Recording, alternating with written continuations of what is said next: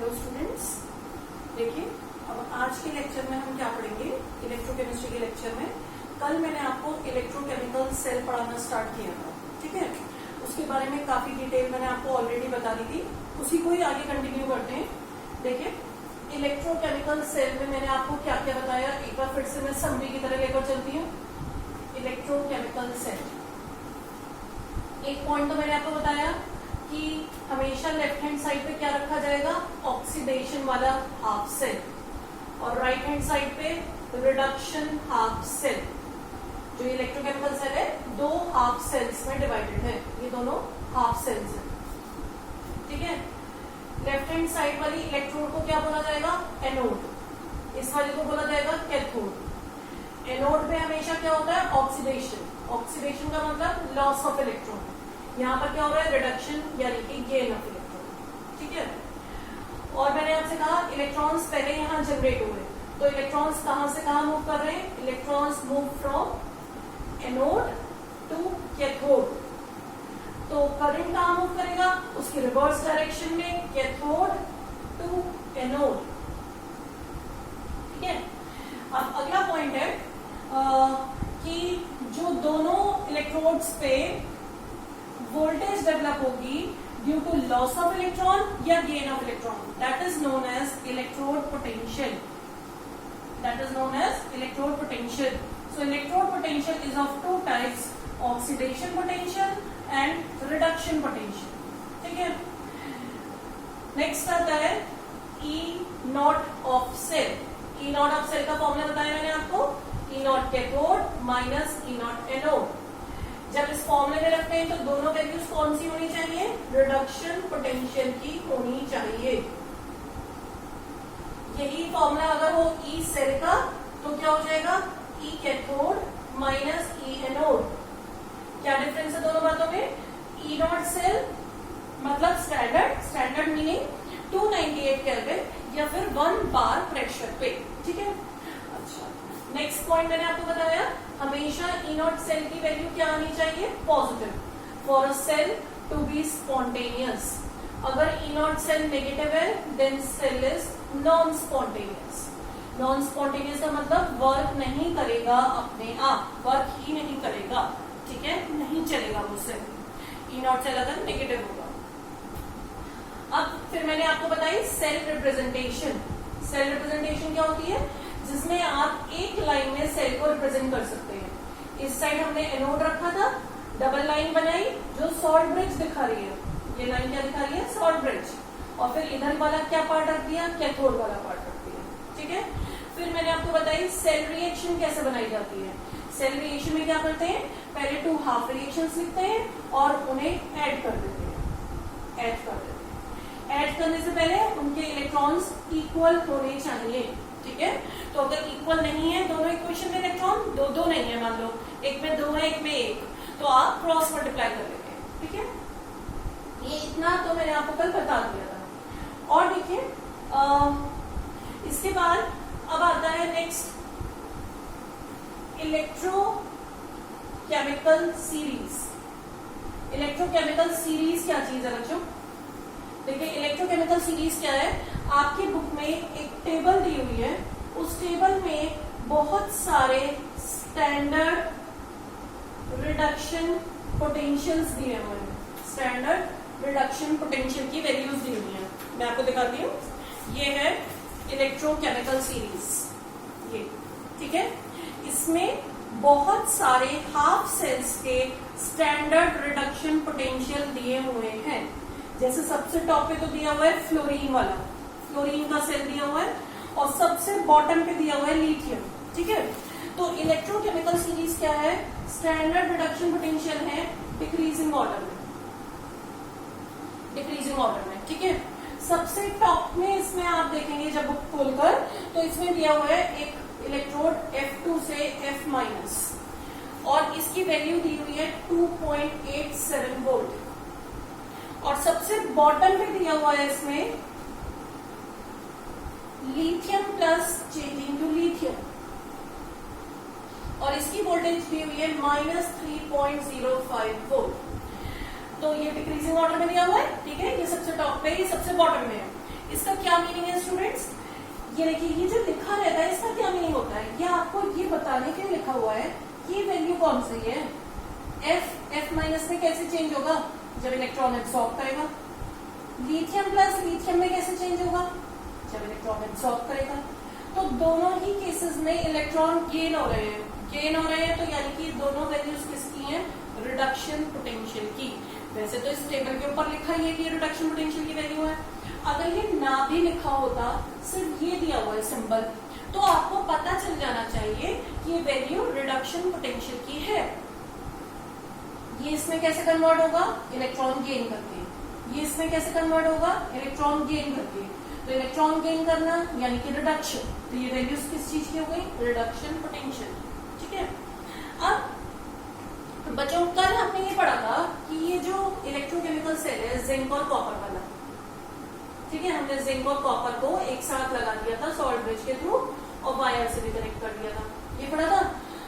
तब मैंने आपसे कहा था ये एक हाफ सेल अकेला वर्क नहीं कर सकता अगर ये कनेक्ट नहीं होता इससे। ये भी अकेले वर्क नहीं कर सकता है। तो अगर ये अकेले वर्क ही नहीं कर रहा है, जिंक वाला हाफ सेल वर्क ही नहीं कर रहा अकेले, तो फिर ये वैल्यूज कहां से आएंगे इस टेबल में? इस टेबल में आपको जिंक की वैल्यू भी मिलेगी, कॉपर की भी मिलेगी अलग से, फ्लोरीन की, क्लोरीन की, बहुत सारी वैल्यूज हैं। ये वैल्यूज कहां से आई? जब ये अलग अलग तो इलेक्ट्रोड वर्क ही नहीं कर रहे थे, तो ये वैल्यू स्टूडेंट्स मेजर करने के लिए क्या किया गया? एक स्टैंडर्ड इलेक्ट्रोड कंस्ट्रक्ट किया गया। पहले क्या किया गया? एक स्टैंडर्ड इलेक्ट्रोड कंस्ट्रक्ट किया गया, जिसे बोला जाता है स्टैंडर्ड हाइड्रोजन इलेक्ट्रोड।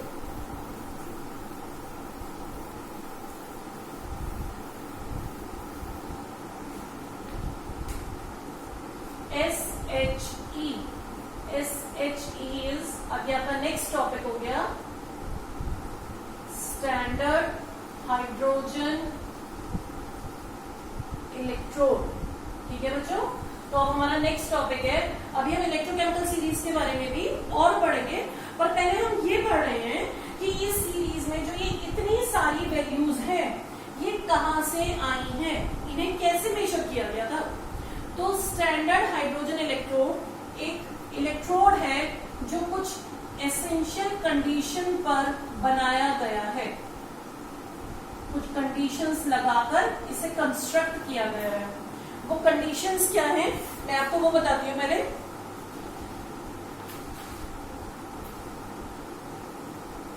देखिए, कंडीशंस एक तो है 1 bar pressure of hydrogen gas, 1 molar concentration of H plus ions and 298 kelvin temperature. ये 3 इंपॉर्टेंट कंडीशंस हैं जिसपे इस इलेक्ट्रोड को कंस्ट्रक्ट किया गया। देखिए कैसे कंस्ट्रक्ट किया गया, ये SHE का डायग्राम है। SHE एक काफी इंपॉर्टेंट टॉपिक है, इसका डायग्राम भी आता है। देखिए इस डायग्राम में क्या है, एक इस तरीके की इन्वर्टेड ट्यूब लगा दी गई है।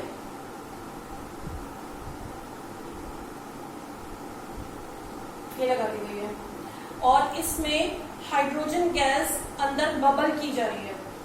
यहां से हाइड्रोजन गैस अंदर डाली जा रही है इसमें, और इसमें यहां पर एक ये प्लैटिनम वायर लगा हुआ है, प्लैटिनम वायर, और इसमें पूरे में फिल्ड है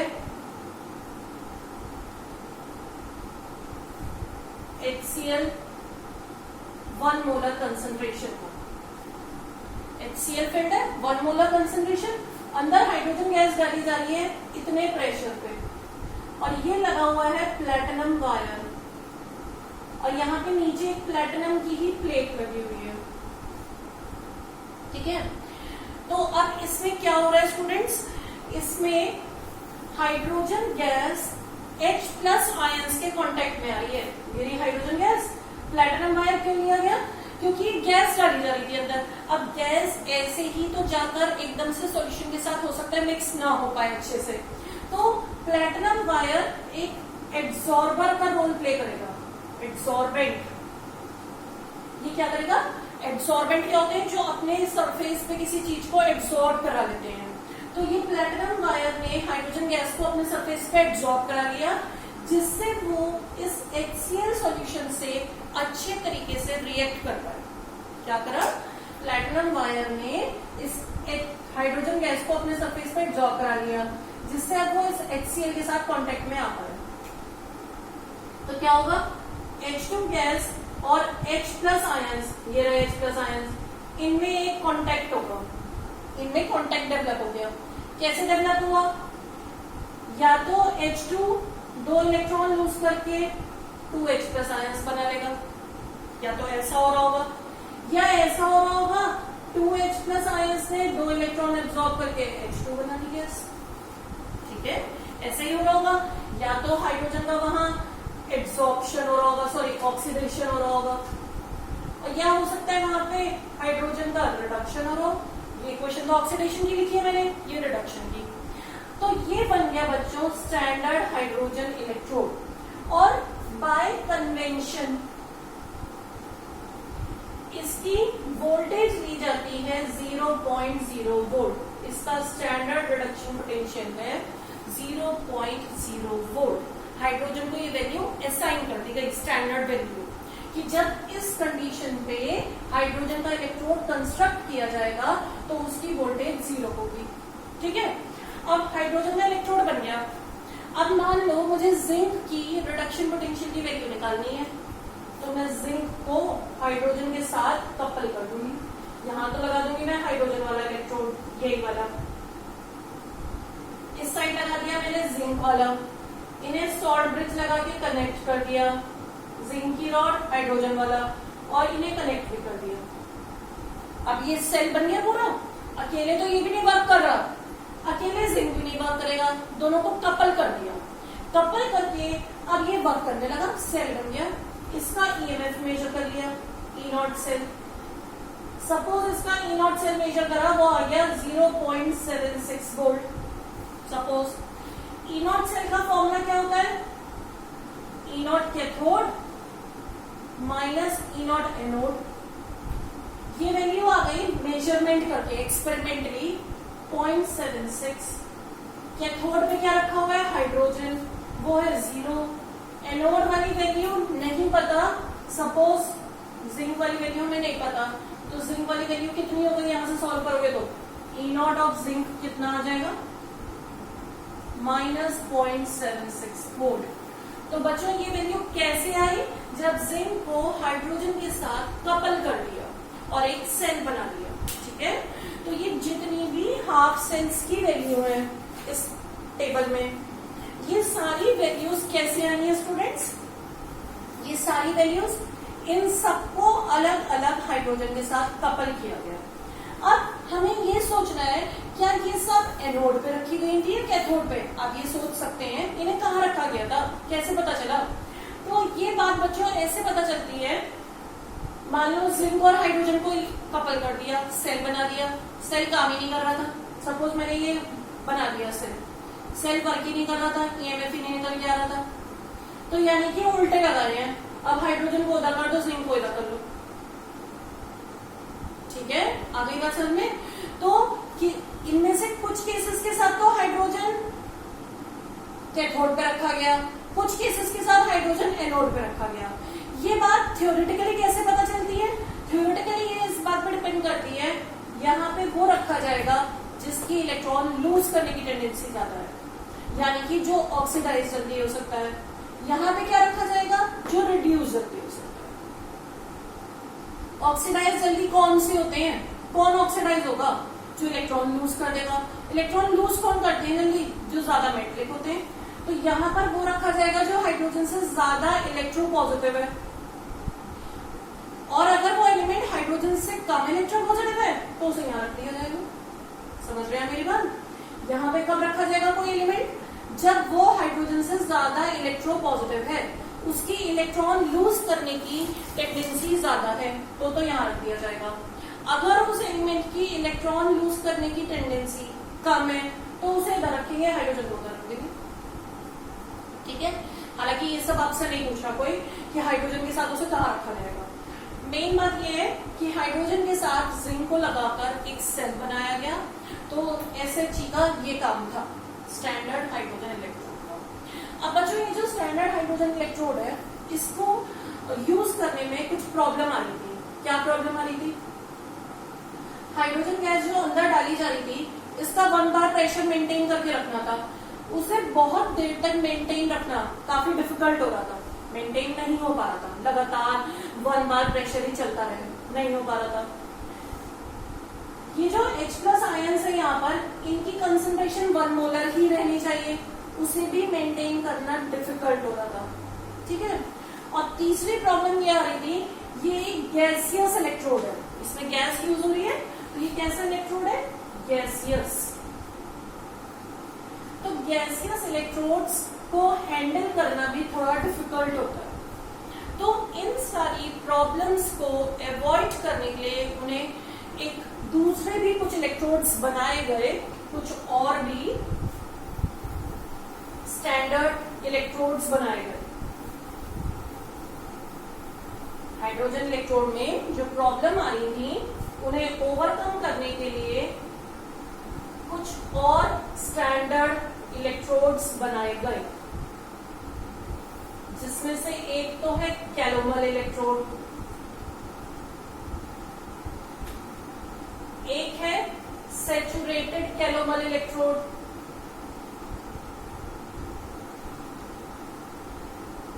ये मैं आपको नोट्स में सेंड कर दूंगी कि ये कैसे कैसे बनाए गए हैं। हालांकि इसके बारे में ज्यादा डिटेल आपको नहीं करनी, आपको कोई ज्यादा डिटेल इसके बारे में याद नहीं करनी, बस आपको पता होना चाहिए ये कैलोमर वर्ड कहाँ यूज होता है।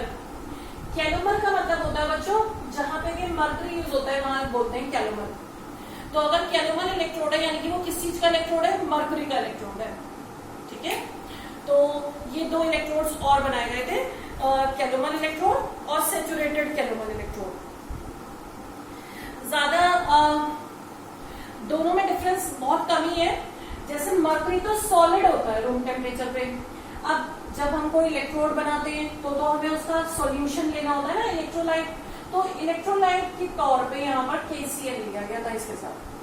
KCl एक में तो सैचुरेटेड सॉल्यूशन लिया गया था और एक में 1 नॉर्मल लिया गया था, बस ये डिफरेंस था दोनों में, और कोई ज्यादा डिफरेंस नहीं था। ठीक है। तो ये 2 स्टैंडर्ड इलेक्ट्रोड्स और कंस्ट्रक्ट किए गए थे। अब हम दोबारा से इलेक्ट्रोकेमिकल सीरीज पे वापस आते हैं कि इलेक्ट्रोकेमिकल सीरीज से आप क्या क्या पता लगा सकते हैं।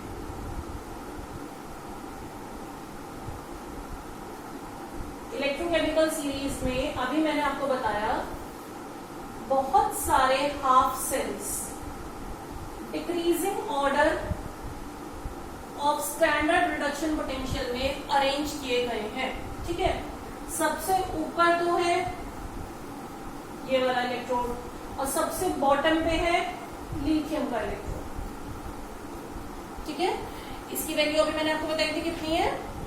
2.87 और इसकी है -3.05 वोल्ट। तो ये आप बॉटम पे जब जा रहे हैं तो क्या कम हो रहा है? स्टैंडर्ड रिडक्शन पोटेंशियल कम हो रहा है, कम हो रहा है। इसका क्या मीनिंग है बच्चों? अगर रिडक्शन पोटेंशियल कम हो रहा है, मैं आपको क्या बता रही हूँ 2 दिन से लगातार कि रिडक्शन पोटेंशियल क्या चीज है? रिडक्शन पोटेंशियल वो वोल्टेज है जो डेवलप होती है कैथोड पे जब रिडक्शन होता है। रिडक्शन पोटेंशियल वो वोल्टेज है जो डेवलप होती है कैथोड पे जब रिडक्शन होता है। जितना रिडक्शन इजीली हो जाएगा उतनी ज्यादा वोल्टेज डेवलप होगी। तो अगर रिडक्शन पोटेंशियल ऊपर ज्यादा है, यानी कि ये ऊपर वाला रिड्यूस जल्दी हो रहा है आसानी से, तभी इस पे ज्यादा वोल्टेज आ गई। नीचे वोल्टेज कम आई है तो ये रिड्यूस नहीं हो रहा, नॉट रिड्यूस्ड इजिली, ये आसानी से रिड्यूस नहीं हो रहा। अगर ऊपर वाला रिड्यूस अच्छे से हो रहा है तो जो रिड्यूस अच्छे से होते हैं वो ऑक्सीडाइजिंग एजेंट होते हैं। बढ़िया पढ़ाई हमने। कोई चीज रिड्यूस हो रही है तो वो क्या होगी? Good oxidising agent. कोई चीज ऑक्सीडाइज हो रही है वो तो क्या होगी? Reducing agent. So this is a good oxidising agent and this will be a good reducing agent. समझ गया मेरी बात? जो जिसका रिडक्शन पोटेंशियल ज्यादा, वो बेटर क्या है, जिसका रिडक्शन पोटेंशियल ज्यादा वो क्या बेटर रिड्यूस हो रहा है, वो बेटर मतलब इजीली रिड्यूस हो रहा है, सॉरी बेटर बटी इजीली रिड्यूस हो रहा है। जो जितना इजीली रिड्यूस हो रहा है वो बेटर क्या है, ऑक्सीडाइजिंग एजेंट। जिसका रिडक्शन पोटेंशियल जितना कम, वो डिफिकल्टी से रिड्यूस हो रहा है। डिफिकल्टी से रिड्यूस हो रहा है तो वो आसानी से क्या हो रहा होगा, रिड्यूस का उल्टा ऑक्सीडाइज, तो ऑक्सीडाइज हो रहा होगा। जो जल्दी ऑक्सीडाइज हो रहा है वो बेटर क्या है, रिड्यूसिंग एजेंट। अंडरस्टूड? ध्यान से सुन लीजिए बात।